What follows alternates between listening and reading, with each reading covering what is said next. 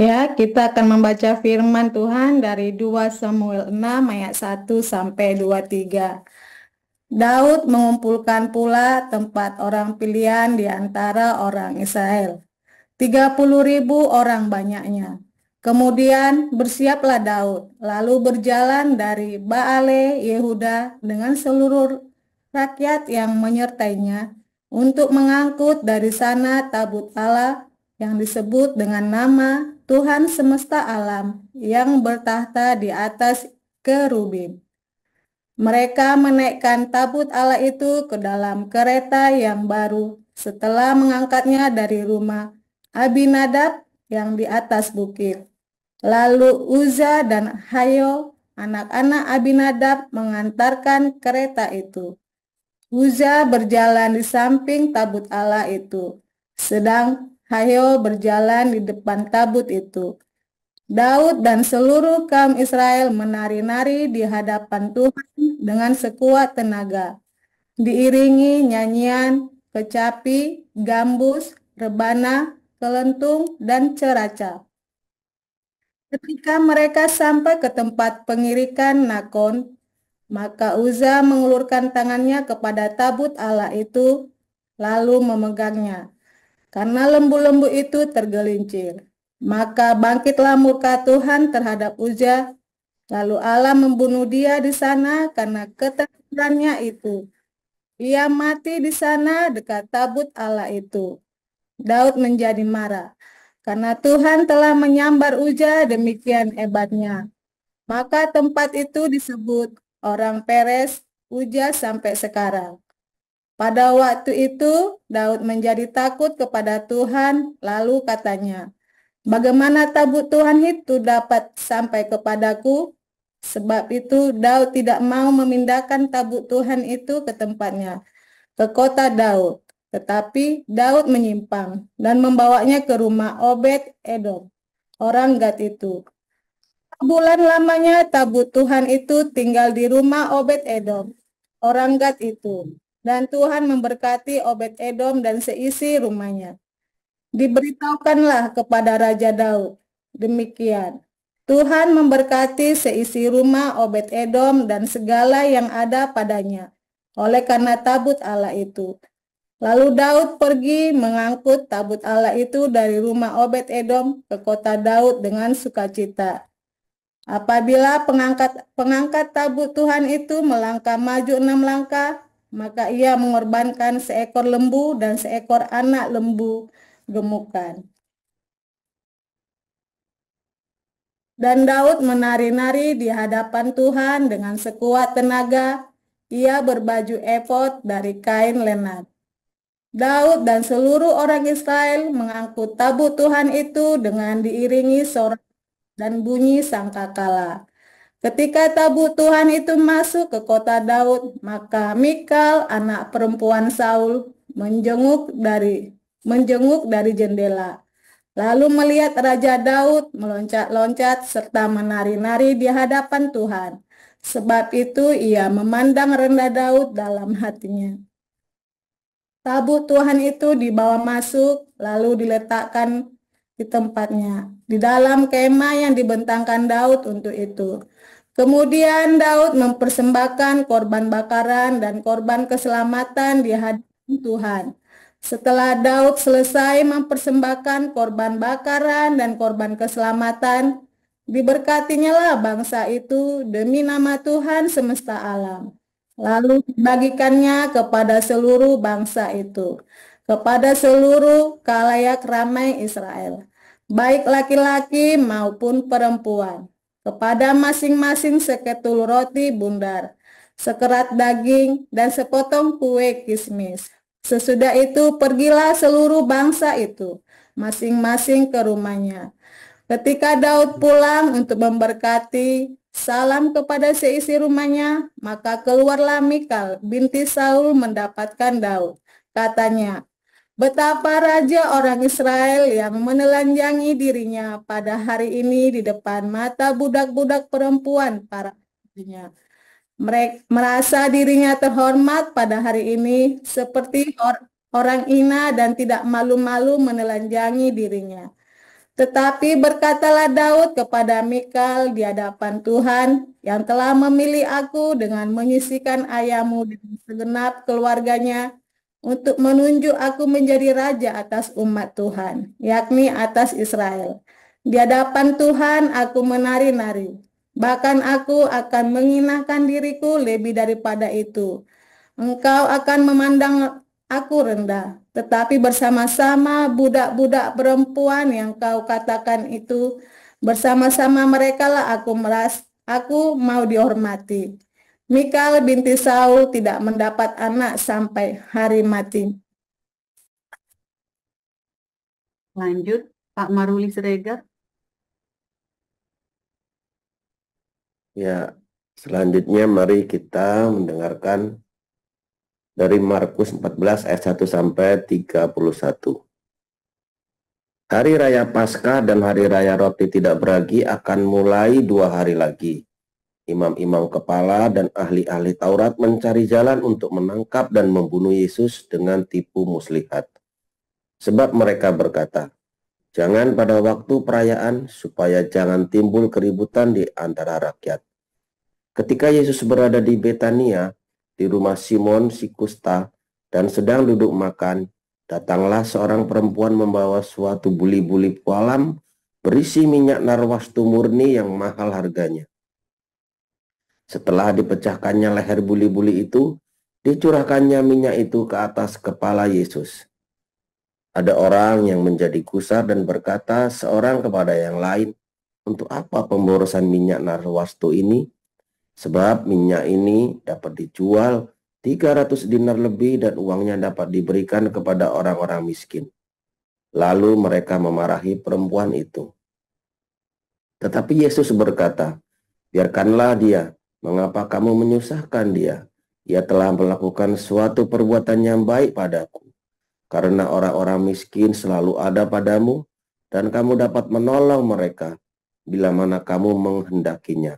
Tetapi aku tidak akan selalu bersama-sama kamu. Ia telah melakukan apa yang dapat dilakukannya. Tubuhku telah diminyakinya sebagai persiapan untuk penguburanku. Aku berkata kepadamu, sesungguhnya di mana saja Injil diberitakan di seluruh dunia, apa yang dilakukannya ini akan disebut juga untuk mengingat dia. Lalu pergilah Yudas Iskariot, salah seorang dari ke-12 murid itu, kepada imam-imam kepala dengan maksud untuk menyerahkan Yesus kepada mereka.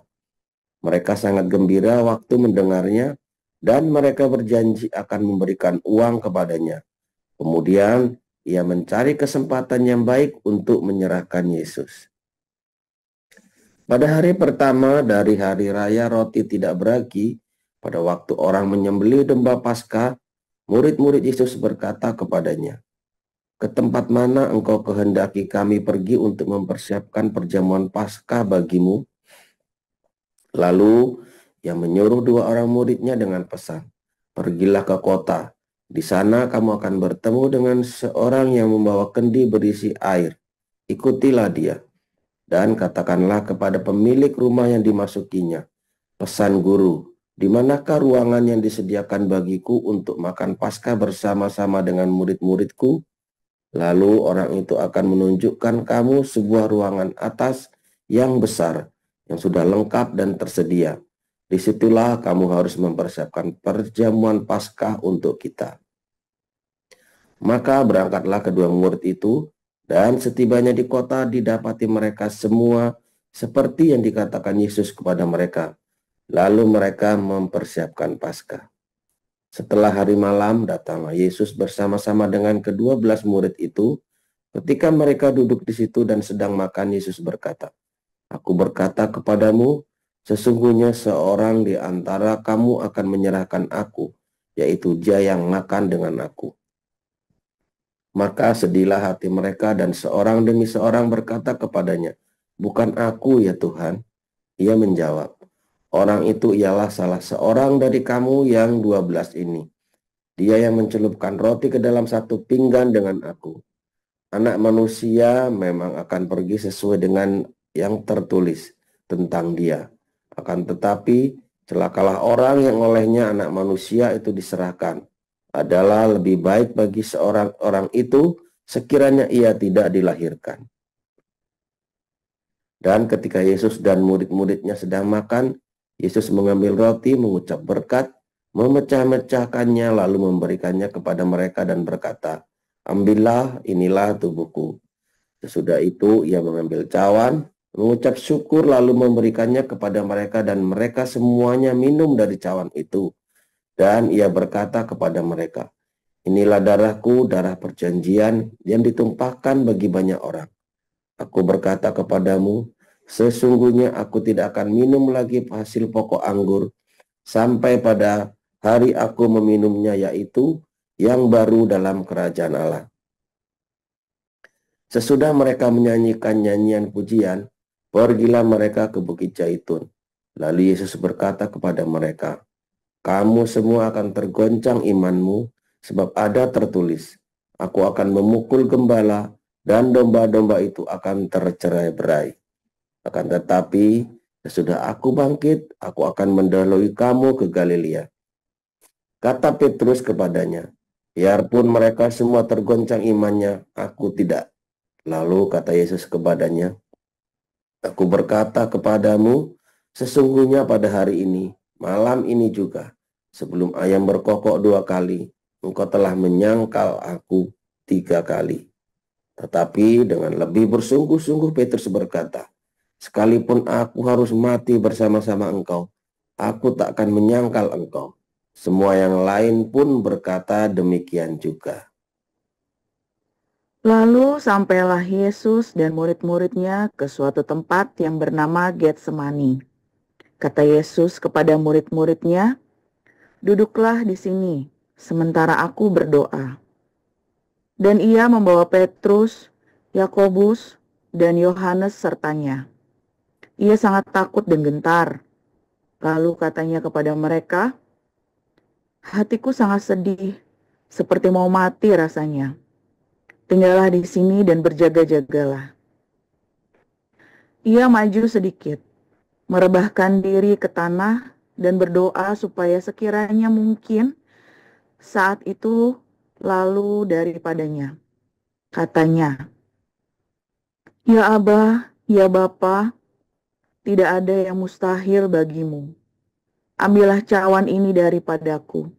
Tetapi janganlah apa yang aku kehendaki, melainkan apa yang Engkau kehendaki." Setelah itu ia datang kembali dan mendapati ketiganya sedang tidur. Dan ia berkata kepada Petrus, "Simon, sedang tidurkah engkau? Tidakkah engkau sanggup berjaga-jaga 1 jam? Berjaga-jagalah dan berdoalah, supaya kamu jangan jatuh ke dalam pencobaan. Roh memang penurut, tetapi daging lemah." Lalu ia pergi lagi dan mengucapkan doa yang itu juga. Dan ketika ia kembali pula, ia mendapati mereka sedang tidur, sebab mata mereka sudah berat dan mereka tidak tahu jawab apa yang harus mereka berikan kepadanya. Kemudian ia kembali untuk ketiga kalinya dan berkata kepada mereka, "Tidurlah sekarang dan istirahatlah. Cukuplah, saatnya sudah tiba. Lihat, Anak Manusia diserahkan ke tangan orang-orang berdosa. Bangunlah, marilah kita pergi. Dia yang menyerahkan aku sudah dekat." Waktu Yesus masih berbicara, muncullah Yudas, salah seorang dari ke-12 murid itu.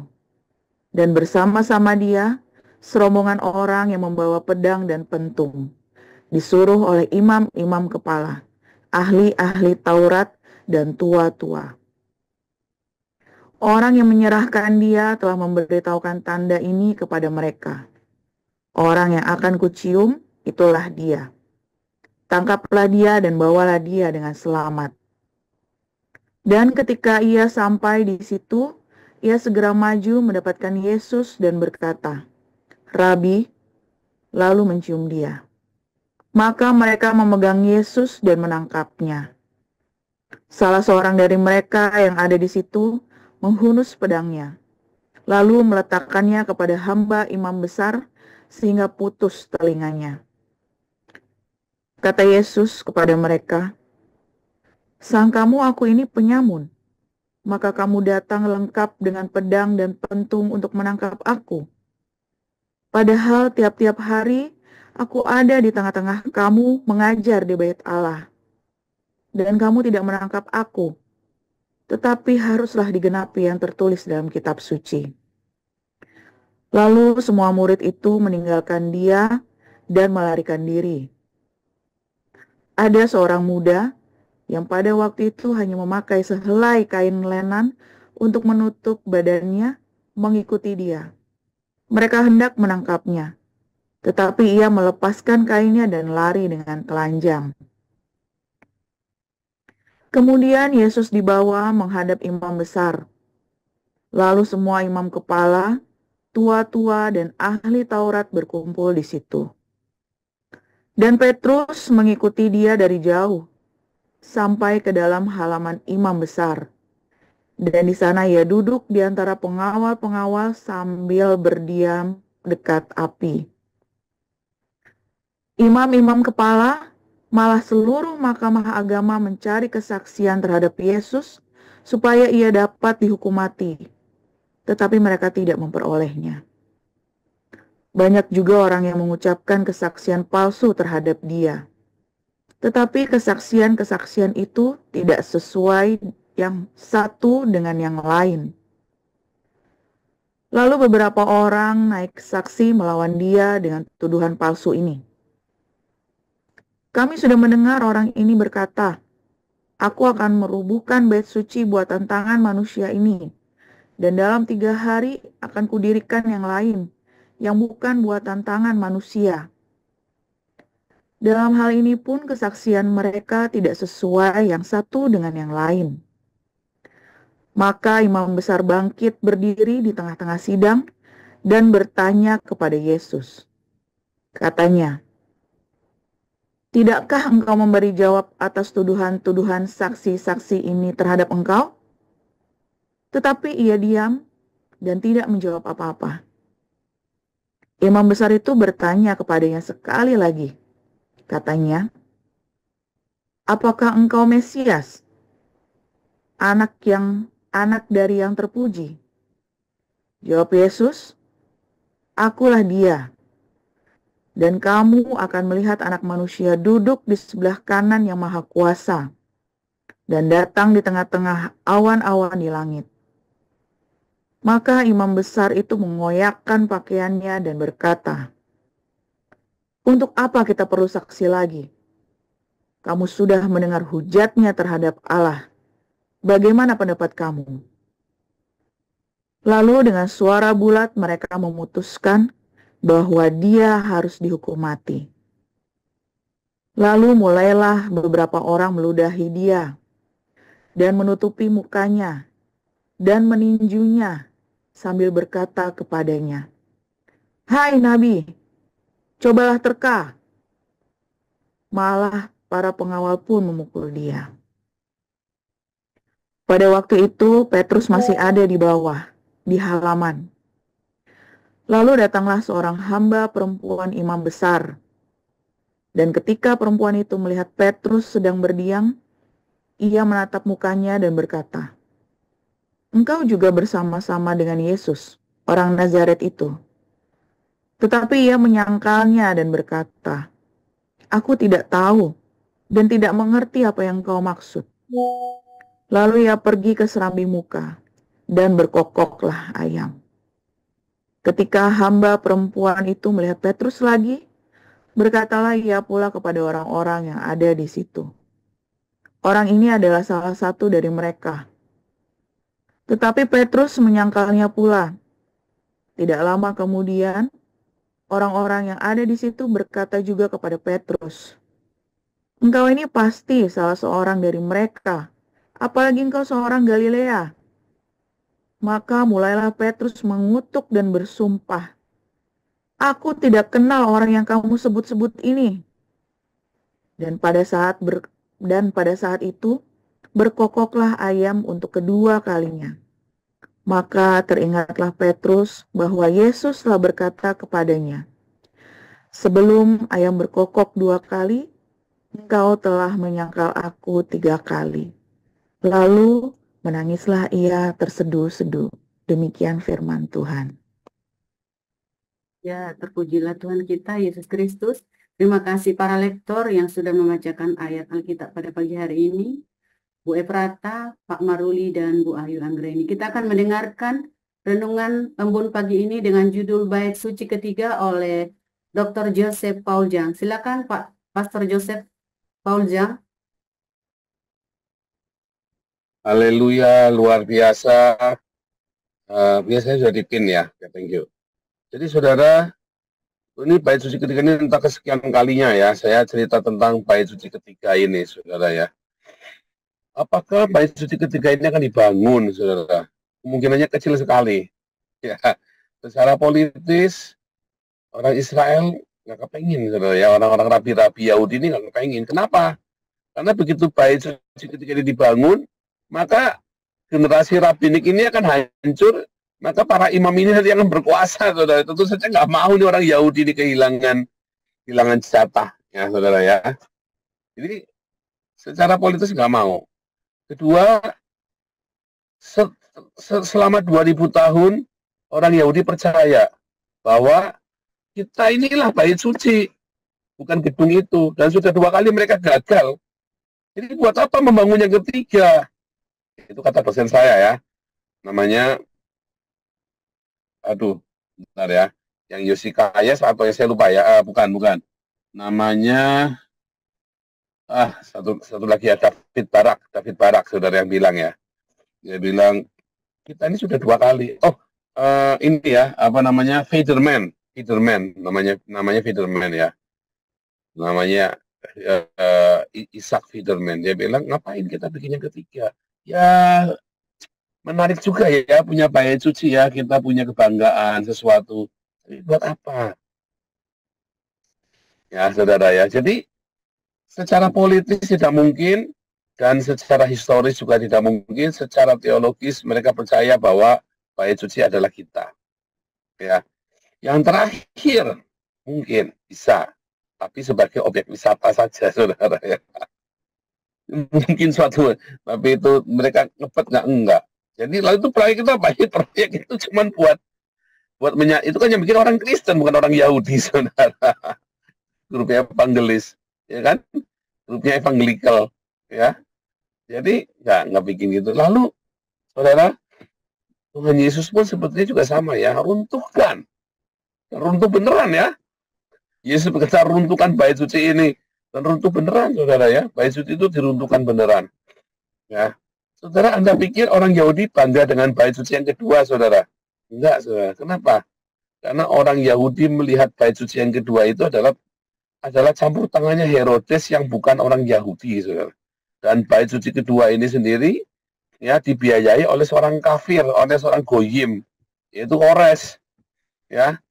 Dan banyak sekali ya tambahan-tambahan ruangan-ruangan di bait suci yang kedua itu adalah Herodes yang menginisiasi. Jadi harusnya bait suci itu disesuaikan dengan apa yang ada Tuhan suruh.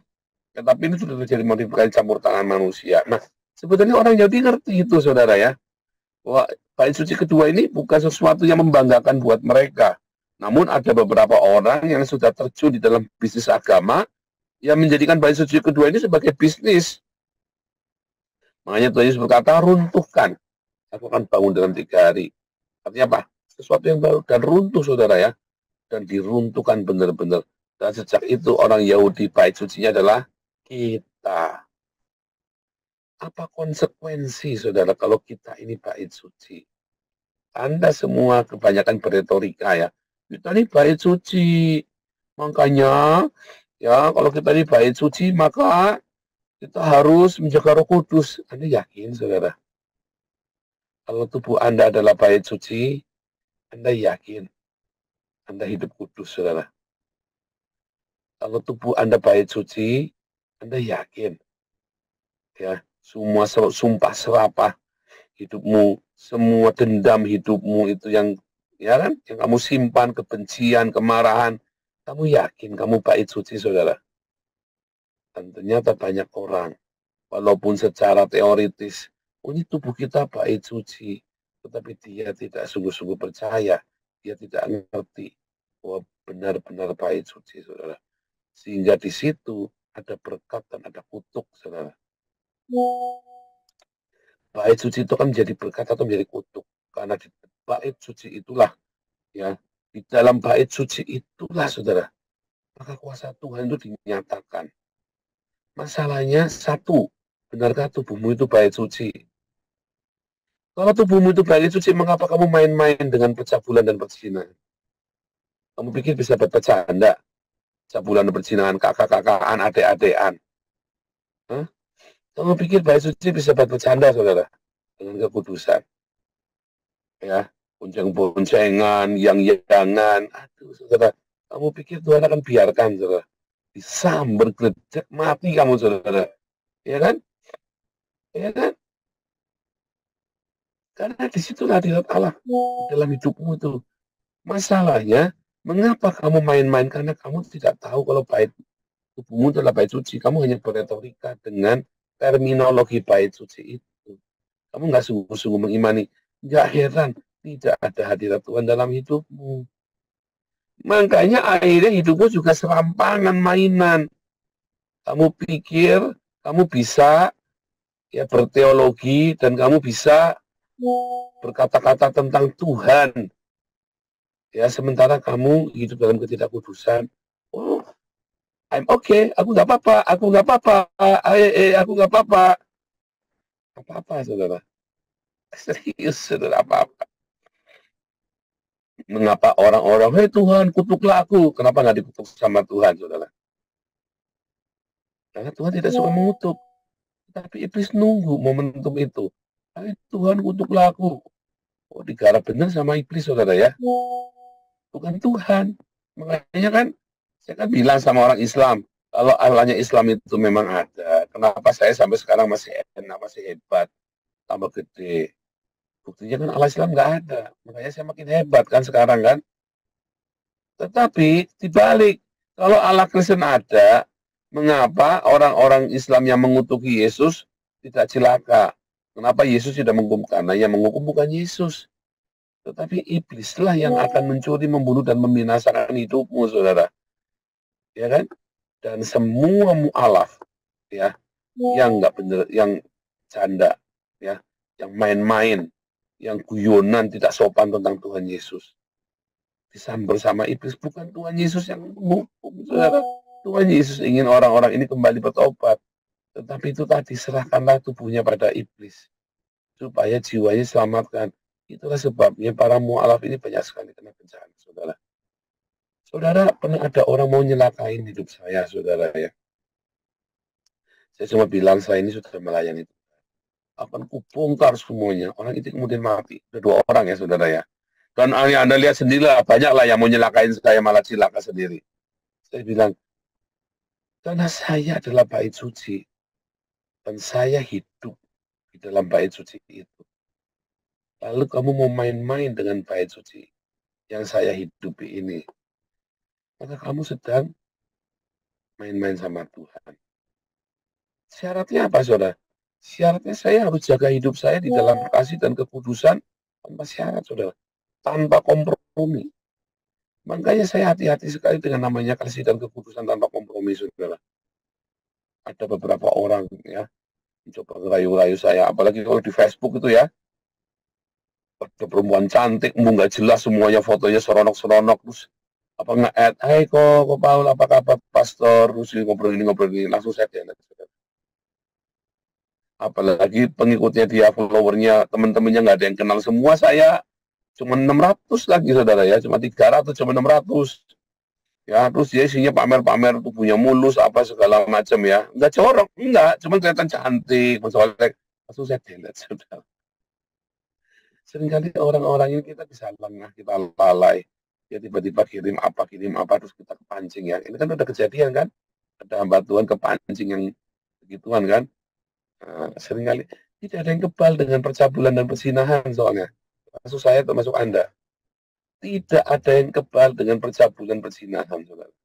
Tidak ada yang kebal. Kita yang kudu lari. Karena kamu yakin tubuhmu adalah bait suci, kamu larikan. Jaga hidupmu benar-benar, saudara.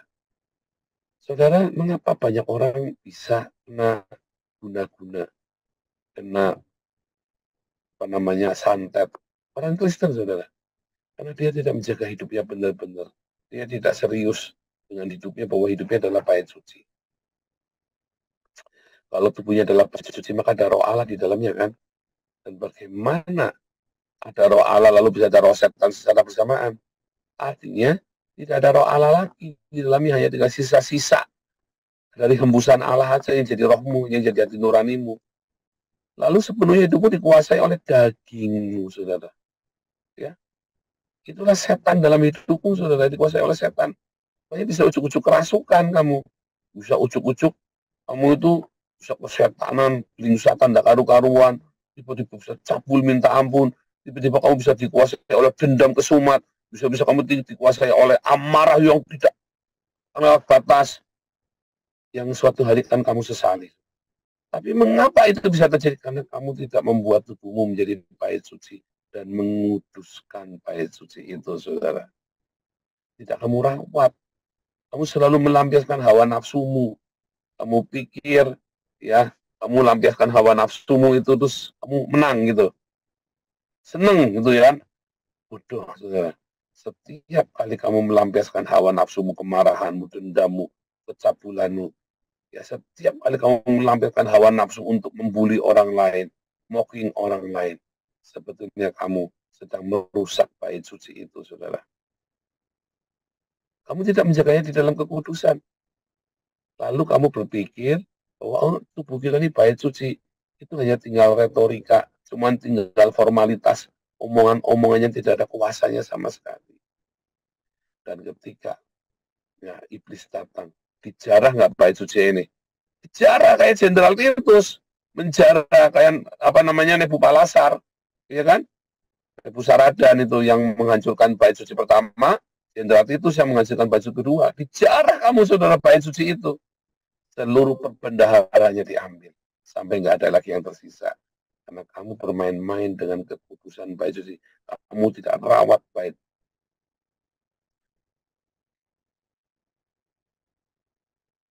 Ini siapa nih yang ketik-ketik nih? Yang ketik-ketik siapa nih ya? Tolong di dong. Tolong siapa itu layarnya dimain-mainin? Udah, Pastor, sudah. Iya.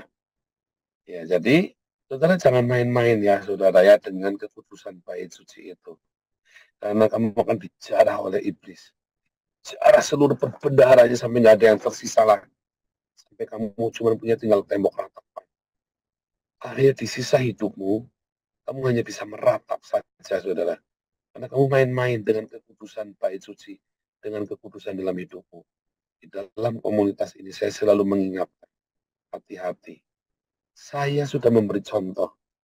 Ya, kalau hidupmu tidak kudus, semua yang kamu kerjakan, emas pun jadi tai. Serius, saudara. Kamu pegang apapun akan jadi tai, saudara. Tapi kalau hidupmu kudus, saya selalu bilang sama Wisely, jaga hidup dalam kekudusan. Saya bilang sama anak saya Miracle, jaga hidupmu dalam kekudusan. Ketika kamu hidup kamu kudus, sial-sialnya kamu, pasti selalu ada pertolongan. Tetapi kalau kamu hidupnya tidak kudus, kamu harus meraih keberhasilanmu dengan cucuran air mata. Keringatmu itu bercucuran air mata dan bercucuran darah. Tapi kalau kamu hidupmu dalam kekudusan, maka semua yang kamu lakukan akan diberkati oleh surga. Kenapa? Karena ada tabut perjanjian yang ada dalam bait suci itu, saudara, yang menjadi hadirat Allah. Makanya rumahnya Obed-Edom diberkati.